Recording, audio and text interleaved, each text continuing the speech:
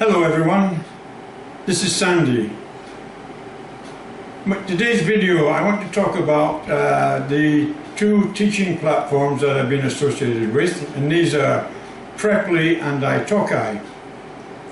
I've been teaching on both of these platforms for some time now, and I think it's maybe time for me to make a video and give my views on which is better, one for students and the other for teachers.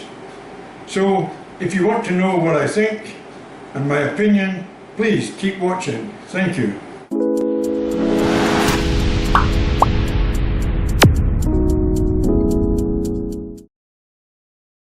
Well, let me explain. Thank you for staying.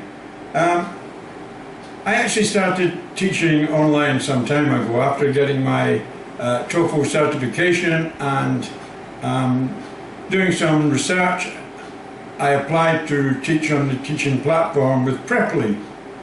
Now then, Preply was good actually, because they give a very good facility for, they have a classroom facility where you can teach in the classroom. You can also use Zoom or Line or whatever other platforms, but in addition to giving you the classroom facility, they also have a whole library full of interesting topics, etc., and lesson plans designed for all various abilities in the English language.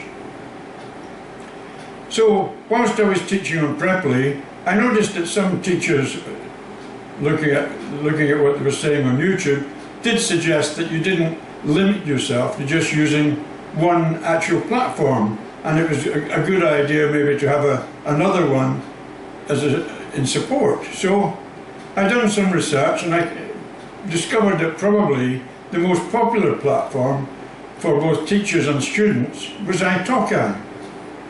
So I subsequently applied to Italki, and I also started working for them, and that's been the situation now for quite some time. Now then, let's go back to talking about Preply and what I think about Preply. From a teacher's perspective, yes, they provide all the necessities to be effective in teaching, and I'm thankful to them for giving me the opportunity to work with them, because certainly that's where I got a lot of my initial experience from, working with Preply. Now, the drawbacks with Preply is purely financial actually. The first lesson that you give to any student, no matter what you charge, 100% of the first lesson is kept by Preply, so the teacher gets nothing for their hours teaching. Also, commission from the subsequent lessons with students start as high as 33% for quite some hours, and then drops down eventually, after many hours teaching, down to 18%. So they're taking a fair old whack there, and that is one of the big disadvantages to Preply actually. Now, I've talked to other teachers about this, and they say, well, to work the first hour, a lot of them find no problem doing that for free, but because it's maybe contributing to their income in the long run. But a lot of students don't take more than 1 hour's lesson, and they have particular reasons. They may just have specific problems they want to discuss and get sorted out, and they've no intention of taking any long courses from an online teacher. And I found myself sometimes giving 3 or 4 hours initial lessons a day, and that's 4 hours plus preparation, etc., and getting paid nothing for it, and it didn't feel good, put it that way. But hey, I was getting experience, so that was the positive side of it. Now then, when I got to Italki, it was a completely different kettle of fish, in that one, if you give a trial lesson on Italki, then the 100% of the trial lesson goes to the teacher. Then from then on in, any subsequent lessons Italki take 15% commission, which I think is more than reasonable for what they offer. So what do they offer? What do both platforms offer? Well, they offer a facility where a teacher can actually get in touch with students, and students can get in touch with teachers, and they give the possibility that they can meet up, and to the mutual advantage of both the teacher and the student, which is an excellent facility, and obviously it costs them a lot of money to run the servers, etc. But once again, I think Preply is a bit over the top. I think they really need to think about what they're doing, because I'm sure a lot of teachers who would be happy to remain with Preply, like myself, have moved on to Italki and will probably spend more time with Italki purely because they don't want to lose such big amounts of money to Preply. Now, when I was on Preply, I was only charging $8 an hour, so by the time they took the 33% out of it, I was left with $5 for an hour's work, and all the work that gone into preparing for it. So even then, that wasn't good. Since I've come to Italki, I'm now charging around $14 to $16 for various courses that I run, and Italki I take 15%. So I find that reasonable, and I'm quite happy with that. And really, to go back now to Preply and give a trial lesson in not only getting paid nothing for it, but possibly losing an hour's tuition with Italki, then it kind of goes against my grain a little bit. I'm not really that keen to go down that road anymore. So, what about for the students? Well, from the students' aspect, actually, both platforms are very good to consider. I think they both have a vast range of teachers. I don't know about the quality of all the teachers. They both attempt to vet incoming teachers to ensure that they are giving some quality for the to the student. But I see in some cases, particularly students, teachers that are charging low amounts for an hourly rate. They're probably from foreign countries but speak English and have learned English in those countries, and okay, if they're providing just conversational English, which a lot of people are, then yes, that's a very positive aspect. But if you're busy trying to improve your English and learn more about the various aspects, particularly the areas that I cover, which is exam preparation for things like IELTS and TOEFL, and also business English and advanced conversational English, then the teacher needs to be able to have the ability to facilitate the learning in these aspects. And we all want to see, I believe we all want to see our students doing well and achieving the goals that they've set themselves. And that's what I like to try and do. Now then, what do I mean by platforms as opposed to schools? Because there is online schools as well. Well, platforms like Italki and Preply are, as I say, they're just platforms. They're not schools. When you work for these, you can decide what hours you're going to work, you can decide what you're going to charge, and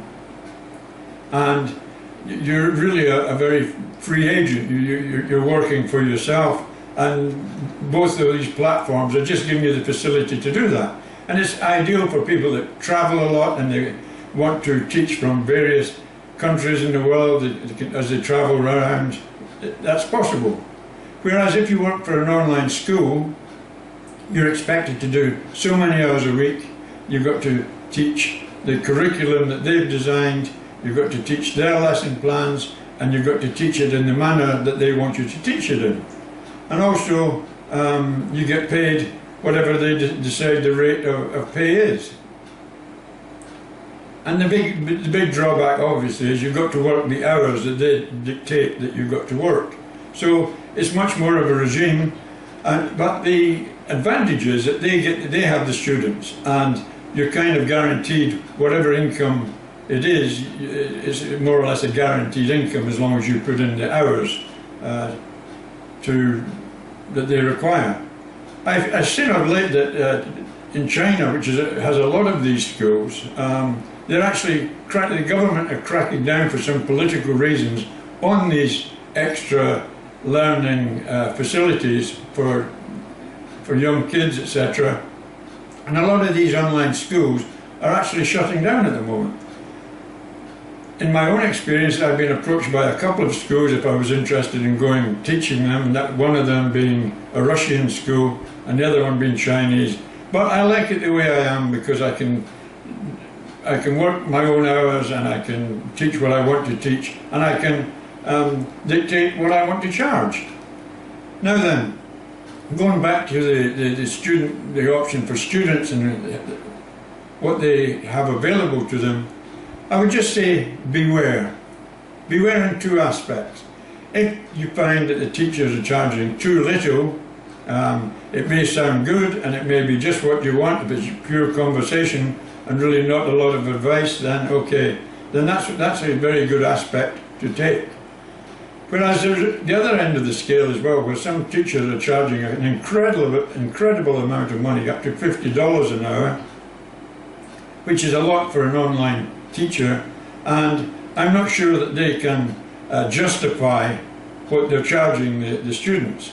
So I would advise students to consider carefully what their goals and ambitions are, and then select the teachers that they think are going to help them best. Don't go on price. I would aim for the middle of the road.